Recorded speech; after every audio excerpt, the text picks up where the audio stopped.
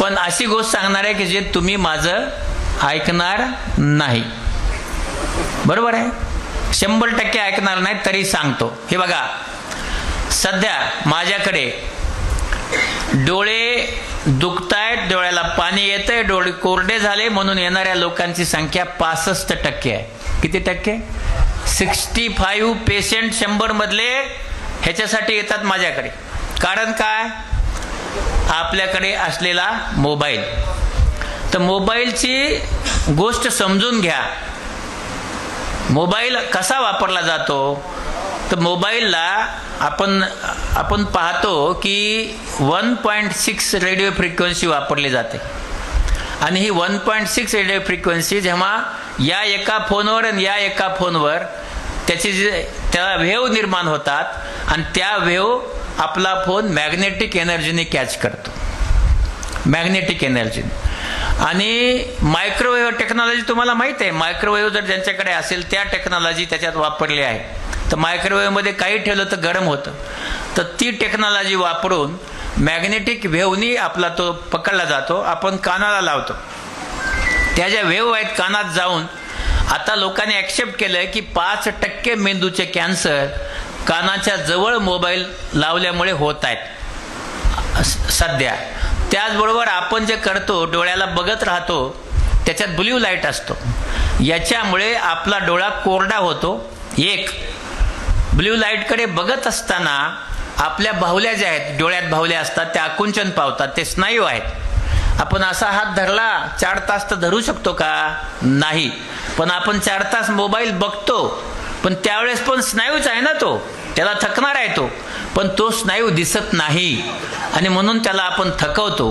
आणि त्याच्यामुळं चष्म्याचे नंबर लहान मुलांना -20 -22 पर्यंत सध्या चष्म्याचे नंबर जात आहेत. त्याचबरोबर आपल्या हृदयाचे आजार, आपण खाली ठेवला पायाजवळ तर नपुसकतो येतं, हे सिद्ध झालं आहे. आणि लहान मुलांचं जे आहे त्यांना मोबाईल दिल्यामुळे त्यांचं हुशारी, इंटेलिजन्स हा 65% कमी होत चालला आहे.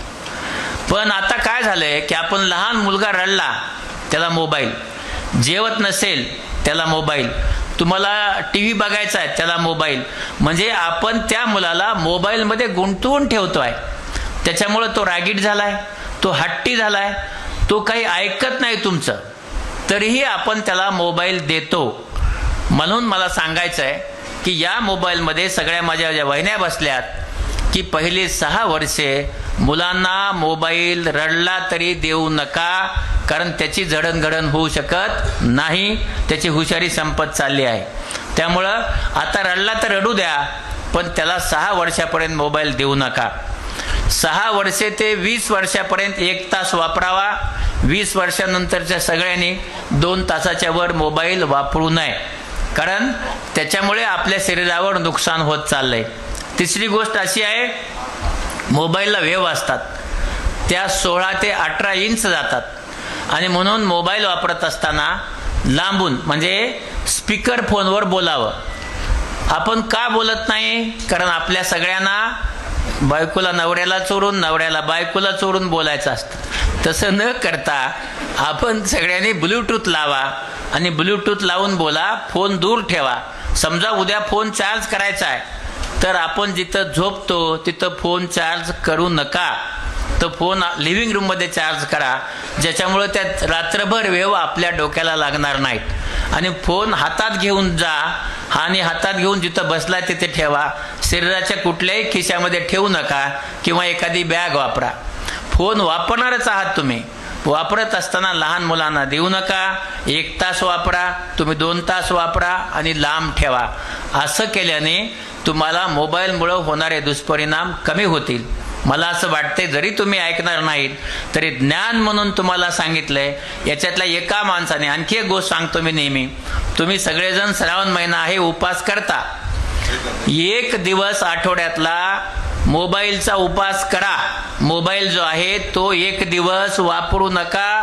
नाही वापरल्याने तुमचं काहीही नुकसान होणार नाही. आणि नुकसान झालं तर मला विचारा, अजिबात नुकसान होणार नाही. म्हणून उपास करायचाच असेल